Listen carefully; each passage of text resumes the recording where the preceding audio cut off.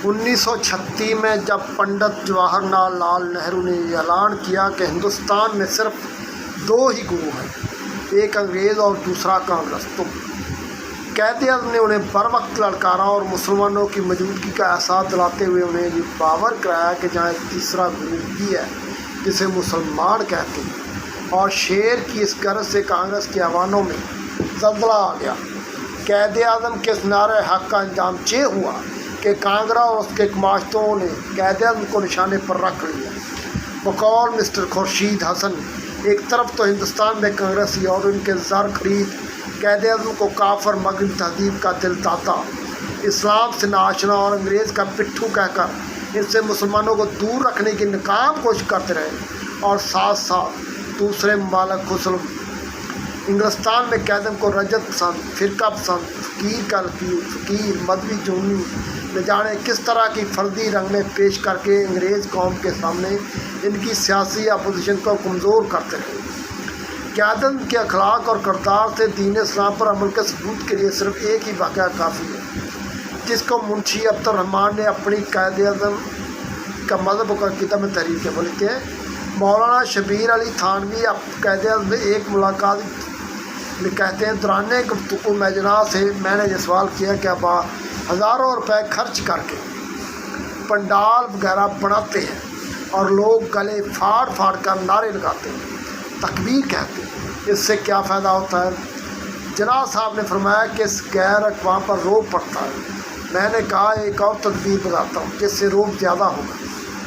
قائد اعظم نے فرمایا وہ کیا ہے؟ میں نے کہا جب جلسے کے بعد نماز کا وقت آ جائے تو اس 1.5 لاکھ کے مجمع کو لے کر 5 جماعت نماز عطا کریں، پھر آپ خود دیکھیں گے کتنا روب ہوتا ہے۔ اس کا قائد اعظم نے جو جواب دیا وہ آپ کی کمال صرف کا آئینہ اور ثبوت ہے۔ آپ نے فرمایا آپ ٹھیک فرماتے ہیں، مگر میں اس وقت اس پر عمل کر کے میں نے کہا آپ کو کیا ہوتا ہے؟ فرمایا آپ 5 جماعت نماز پڑھنے کو کیا کہتے ہیں؟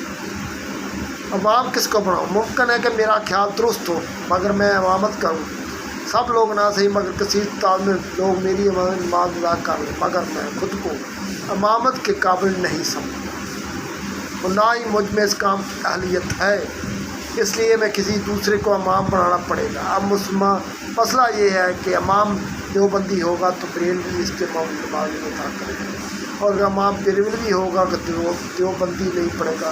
الگ الگ جماعتوں کی وجہ سے روب پڑنے کا غیر مسلمانوں کے خلاف نمایاں ہوگا، اس سے کیا فائدہ کی بجائے نقصان ہوگا۔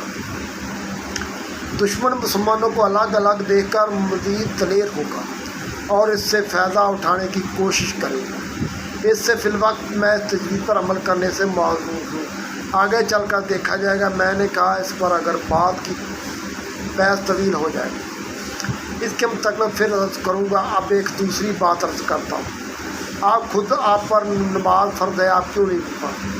آپ جلسوں میں اپنا یہ معمول رکھیں، جب نماز کا وقت آ جائے تو آپ خود مسلح بچھا کر نماز پڑھنا شروع کر دیں، کوئی پڑھے نہ پڑھے۔ اس سوال کا جواب جو نواز سمجھتی ہے اس کے الفاظ آج تک میرے کانوں میں جن کو سن کر مجھے پسینہ آ گیا۔ عام طور پر یہ دیکھا گیا ہے کہ جب انسان کسی اونچے مقام پر پہنچتا ہے کہ عجیب و تکبر کا شکار ہو جاتا ہے اور خدا کو بھول جاتا ہے اور اپنے اوپر کیسے کسی بھی اعتراض کو اپنی توہین سمجھتا ہے، اعتراض کرنے والے کو قرار باقی اصلاح دینے کا احکامات جاری کرتا ہے، مگر قائد اعظم کی شان بھی نرالی ہے۔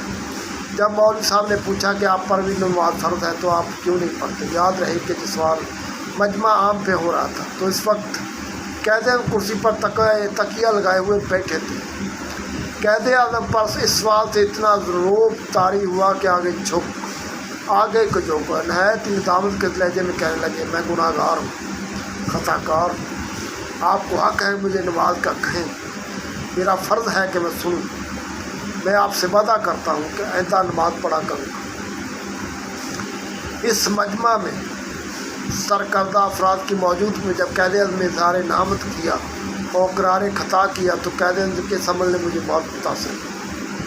میں قائد کے اس جواب سے میں نے کہا دیکھیے جناح کا وعدہ ہے، جناح جتنا اپنے اصول کا پکا ہے اتنا چلتے پھرتے آدمی کا وعدہ نہیں کرتا، پھر وعدہ کیا اور بھول گیا۔ اس پر قائد نے بار بار سننے سے ہاتھ مار کر کہا، ہاں میں جناح کا وعدہ ہے اس کو پورا کرنے کی کوشش کروں گا، آپ میرے لیے دعا فرمائیں۔ اس کے بعد قائد اعظم نے نماز شروع کی اور آخری وقت تک اہل سنت کے نماز کے پابند رہے، اور اس نے دیکھا دیکھی بعض نے بے نمازی پابند ہو گئے۔ سبحان اللہ، یہ تھے قائد اعظم۔